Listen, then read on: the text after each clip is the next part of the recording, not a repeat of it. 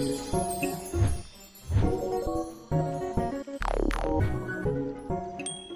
friends, இன்றைக்கு வந்து என் sister in law வந்து சிங்களாக்கள் செய்கிற முறைப்படி ஹெலப்பை எப்படி செய்கிறேன்னு சொல்லி ஸ்டெப் பை ஸ்டெப் உங்களுக்கு காட்டி தருவாங்க. ඉස්සෙල්ලාම අපි පොල් පැණි හදාගන්න භාජනයක් අඩු ගින්දරේ රත් කරගන්න ඕනේ. லோ ஹீட்டில் வச்சு இந்த சட்டி வந்து நல்லா ஹீட் வந்த பிறகு රතු සීනි 250ක් අරන් තියෙනවා. ඒකෙන් මේස හැඳි 3ක් අපි අපේ භාජනයට දාලා කළු කරගන්න ඕනේ. இதில் வந்து 250 கிராம் ப்ரௌன் சுகர் இருக்குது. இதில் இருந்து 3 டேபிள் ஸ்பூன் எடுத்து இந்த தாச்சியில் போட்டு நல்லா கோல்டன் ப்ரௌன் ஆகிற வரையும் இதை வந்து மிக்ஸ் பண்ணணும். අපි දැන් මේස හැඳි 3ක් අපේ සීනියකින් භාජනයට දාගන්නවා. 250 கிராம் சீனிலேருந்து 3 டேபிள் ஸ்பூன் இப்போ வந்து தாச்சியில் போட்டு இந்த சீனியை வந்து நல்லா கோல்டன் ப்ரௌன் ஆகிற வரையும் இதை மிக்ஸ் பண்ணி எடுக்கணும். சீனியர் ஸ்ரீதேவி வந்து நல்ல கோல்டன் ப்ரௌன் எடுக்கிறதுக்கு காரணம் வந்து அப்போ தான் நல்ல வடிவாக இருக்கும், டேஸ்டாகவும் இருக்கும். අපේ සීනි මේ විදිහට හොඳට කළු පාට වෙන පොඩක් කර කරගන්නේ අපේ හදාගන්න පොල් පැණි එකේ පාට හදාගන්න ඕන නිසා. නැත්තම් පොල් පැණි එක සුදු වෙනවා. நல்ல லோ ஹீட்டில் வச்சு தான் இந்த சீனியை வந்து கோல்டன் ப்ரௌன் எடுக்கணும். ஹையில் ஹீட்டை வச்சிங்கன்னு சொன்னால் எரிஞ்சிடும். අපි අඩු ගින්දරේ තමයි මේ සීනි ටික කර කරගන්න ඕනේ.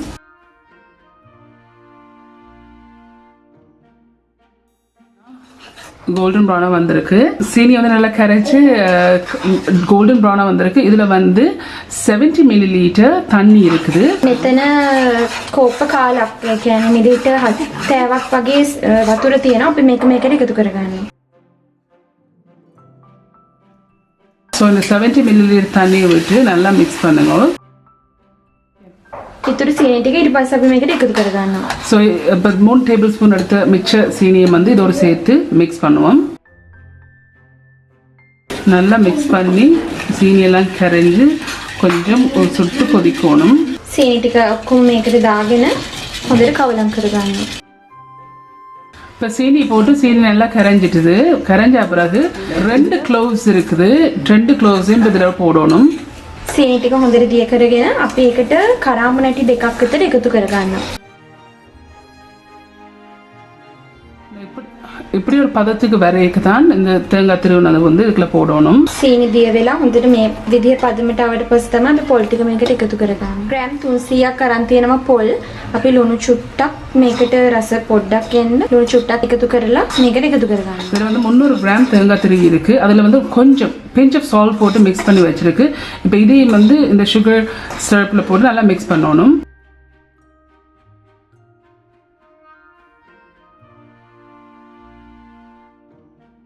தேங்காய் போட்ட அப்புறம் நல்லா மிக்ஸ் பண்ணி எடுங்க. இதை පොල් ටික දාගෙන හොඳට මික්ස් කරගන්න.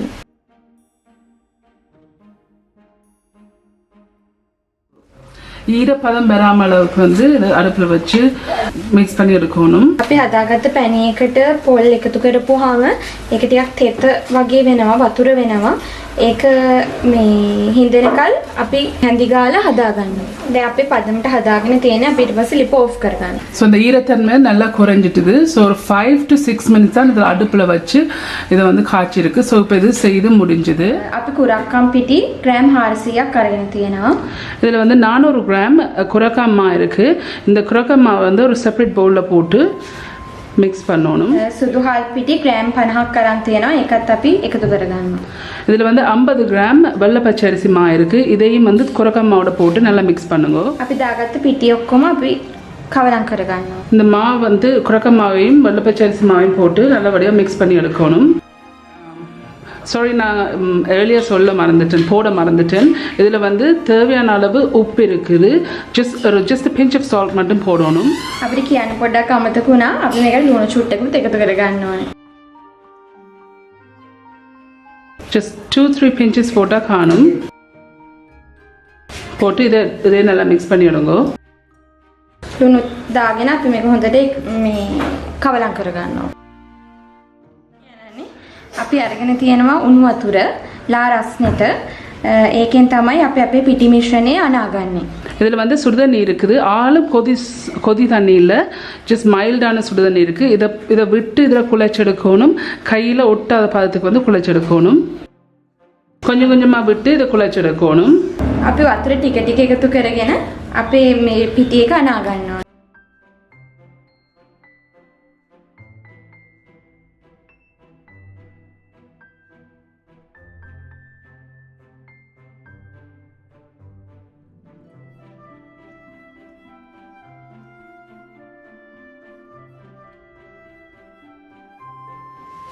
අපි අපේ මිශ්‍රණය රොටි පදමට හදා ගන්න ඕනේ.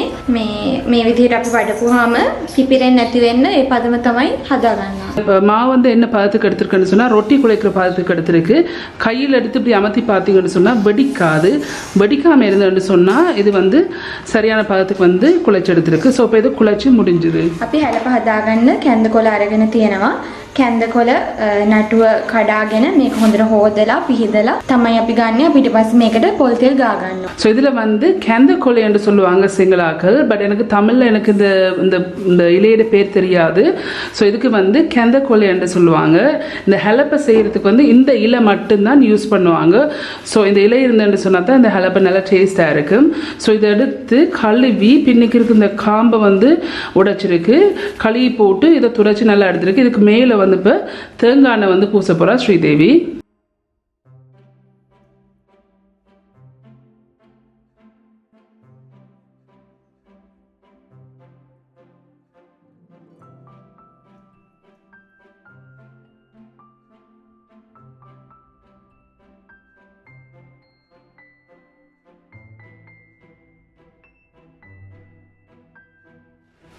ஸோ இப்போ இதில் வந்து தேங்காய் எண்ணெய் வந்து பூசியாச்சு இந்த இலையில். ஸோ நான் குழச்சி வச்சுருந்த இந்த குரக்கா மாவை வந்து இப்படி බෝලා පිරිසි වචිරකද අපි හදාගත්ත මිශ්‍රණය මේ විදිහට අපි බෝල කරගන්න ඕනේ. අපි හදාගත්ත පිටි බෝලේ தெல ටිකක් ගාගෙන අපි මේක කොලේ වඩා ගන්නවා. உருட்டி வச்சிருக்கிறது மாவு எடுத்து அதுக்கு மேலே வந்து கொஞ்சம் தேங்காய் எண்ணெய் போட்டு இந்த இலையில் வந்து நல்லா ஃப்ளாட்டாக வந்து இதை தட்டி எடுக்கணும்.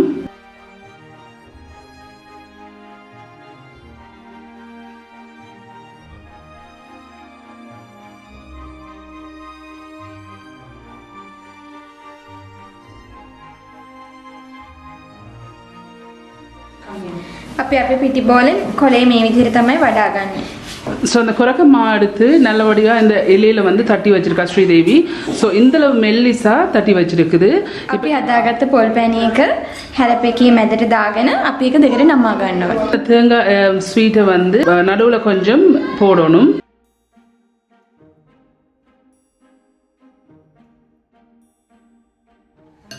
ஸோ இப்போ வந்து அந்த கோகனட் ஸ்வீட்டை வந்து ஒரு அரைவாசிக்கு வச்சிருக்குது. இப்போ வந்து இந்த இதை வந்து அரைவாசியை மூடணும். අපි වඩාගත් හැලපෙකේ පැත්තකට අපි මේ විදිහට පොල් පැණි දාගෙන මේක දෙකට නමා ගන්නවා.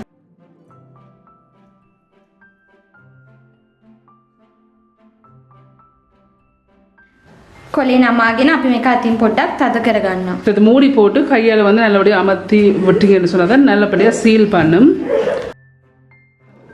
දෙපැත්තම හොඳට සීල් වෙනකල් අපි මේක තද කරගන්නවා. இப்படி சீல் பண்ணி இருக்குது. இப்போ இது மூடி போட்டு ஸ்டீமரில் வச்சு அவிச்செடுக்கணும். අපි හදාගත්ත හැලපේක අපි ස්ටීමර් එක දාලා විනාඩි 10ක් විතර තඹ ගන්නවා. අපි ස්ටීමර් එක දාගෙන ඒක හොඳට මේ විදිහට දුම් එද්දි ඉන්දියාප තට්ටුවක් දාලා ඒක උඩින් තමයි අපේ හැලපේක දාගන්නේ. ஸோ இப்போ ஸ்டீமரில் வச்சு நல்லா தண்ணி கொதிச்சிருக்கு. இது கீழே வந்து இடியப்ப தட்டு வச்சிருக்கு. இடியப்ப தட்டு வச்சுட்டு இந்த இலையில் வந்து போட்டு வச்ச ஹெலப்பை வந்து ස්ටීමර් එක වහලා අපි විනාඩි 10ක් 15ක් අතර මේක තඹ ගන්න ඕනේ. ஸோ இப்போ இதில் மூடி போட்டு ஒரு 10 அல்லது 15 நிமிஷம் வந்து நல்லா அவிய விடணும். විනාඩි 10කට පස්සේ අපි මේක ස්ටීමර් එකෙන් ගත්තට පස්සේ මෙන්න මේ විදිහට තමයි පේන්නේ. කොලේ පාට එහෙම වෙනස් වෙලා තියෙනවා. ஸோ இது வந்து 10 நிமிஷம் வந்து ஸ்டீமரில் விட்டு அவிச்சிருக்குது. இப்போ இதை அவிச்சு முடிஞ்சுது. இந்த அவிச்ச அப்புறம் வந்து இந்த இலையோட கலர் வந்து டிஃப்ரெண்ட் சேஞ்ச் ஆயிருக்குது. இப்படி கொரக்கான் வந்து டார்க்காக வந்திருக்கு. இந்த மா இப்படி வந்தேன்னு சொன்னால் நல்லா அவிஞ்சிட்டுது. මේක තැඹුණාට පස්සේ අතුලත් මේ හැලපේකේ පාට මේ විදිහට වෙනස් වෙලා තියෙනවා. තද පාටක් වෙලා තියෙනවා. මේ තමයි අපි හදාගත්ත හැලපේක. ஸோ இதுதான் இந்த சிங்களாக்கள் செய்கிற ஹெலப்பை. இந்த ஸ்வீட் வந்து செய்து முடிஞ்சுது. ஸோ இந்த இருக்குது இதுதான் இந்த ஹெலப்பை. இது வந்து நார்மலி வந்து டீயோட வந்து டீ குடிக்க வந்து சாப்பிட்றது. ஸோ இது செய்து முடிஞ்சுது.